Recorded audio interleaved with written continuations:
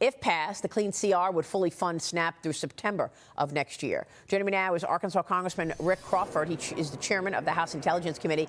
Mr. Chairman, good to see you. Thank you so much for being here. What about this government shutdown? What can you tell us in terms of this upcoming vote in the House? Well, the good news is Senator George Costanza over there, a.k.a. Chuck Schumer, decided that the shutdown about nothing was a good idea, but 8 of his colleagues disagreed. And so they sent that back over to us. We're going to reopen the government, pass that bill tonight. And, you know, the idea that somehow you can get policy reform on a CR, that's not what a CR does. And they should have known that. They did know it 40 days ago, 42 days, and decided they would do this anyway and cost a whole lot of people a whole lot of time and a whole lot of money.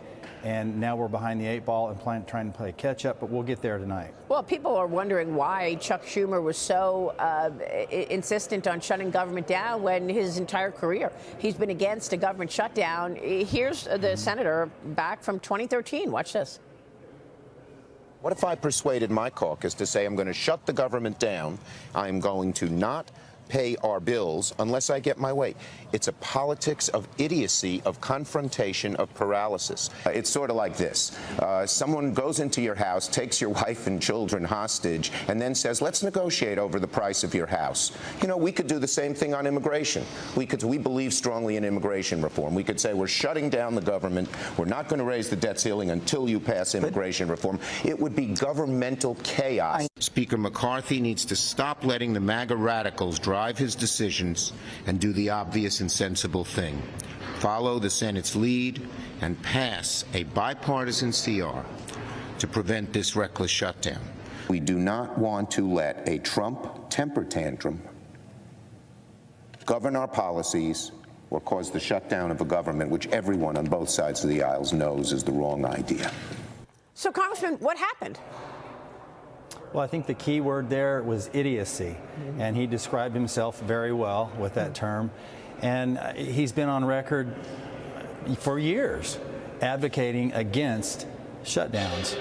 And all you have to do is agree to the nonpartisan CR. We'll keep the government open and continue to talk about our differences and try to work toward resolving them. But you don't hold the government hostage in the process. So, I applaud the 8 Democrats who stood up and said, yeah, enough's enough. Let's get back to business. Well, look, I want to switch gears, ask you about what's going on in Michigan, because the head of the Michigan National Guard is warning state lawmakers that Chinese nationals are engaged in, quote, constant probing of U.S. military bases, including at Camp Grayling, where 5 were caught near classified equipment, on top of the incident last year where 2 Chinese nationals arrived at Selfridge Air National Guard Base asking for a tour of the on-base military air museum. They were denied entry but returned just 3 days later. Mr. Chairman, what is going on with China's efforts to infiltrate our national security measures? What can you tell us about how we're dealing with this and whether or not these incidents are spiking right now? Well, we continue to hear and see reports just like this around the country in demonstrating a voracious appetite that China has for collection, not just on military targets or sensitive assets, but things like agriculture technology and other things like that. They are all about trying to collect whatever they can collect in an effort to supplant the United States as the preeminent economy, the preeminent military, and the preeminent global leader.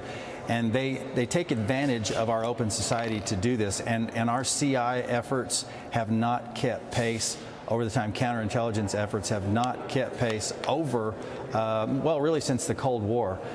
It has been in decline, and we need to really refocus. All these incidents point to the fact that we need to shore up our CI gaps, weaknesses, vulnerabilities, and take a whole of IC approach and leverage every available asset that we have to be able to engage in this counterintelligence fight. I mean, all the while now, the Wall Street Journal is reporting that China is planning to slow down the flow of rare earths and other restricted materials to the U.S.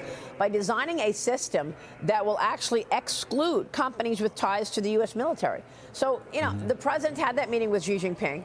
on the sidelines of the APEC summit 2 weeks ago in South Korea. A deal was done. The president talked about it. The Chinese talked about it. And now we've got this reporting out of the Journal that they are going to fast track export approvals for other firms, according to people familiar with the plan to the Wall Street Journal. But they are going to ensure that these rare earth minerals do not get to defense companies. Right. I heard you talking about that in the previous segment, and that did get my attention, because what that does is just points to the fact that you can't deal with China like you would any other country. They're not honest brokers. And so I'm sure that he stood there and shook hands with President Trump, knowing all along that President Xi knew all along that he had this in mind, that he was going to make a deal for the cameras, but then work some other angle to the advantage of China. And so, I mean, you know, and look, I'm sure President Trump was aware of that as well. I mean, he's a smart deal maker. So you have contingency plans in place and relationships with other countries that can provide those rare earth materials that we need to do business here in the United States. Incredible. And the annual National Defense Authorization Act, currently with 3 Senate-passed amendments, involve China. Fight China outbound investment restrictions, gain AI chip export restrictions, and biosecure government spending on China biotech. Is there anything else you think the U.S. needs to be doing to fight back against this aggressiveness from communist China?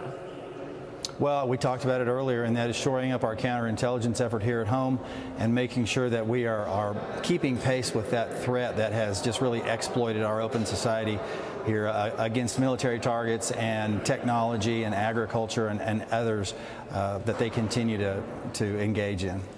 Congressman, let me get your take on the president still cracking down on the narco-terrorists taking to the seas to drug traffic. Secretary of War Pete Hegseth announced 2 additional airstrikes against suspected drug smuggling vessels yesterday, on Monday rather. It brings the total number of strikes against these narco-terrorist boats to 19. Secretary Hegseth and Secretary Rubio briefed lawmakers about the strikes. What can you tell us? You were in the room.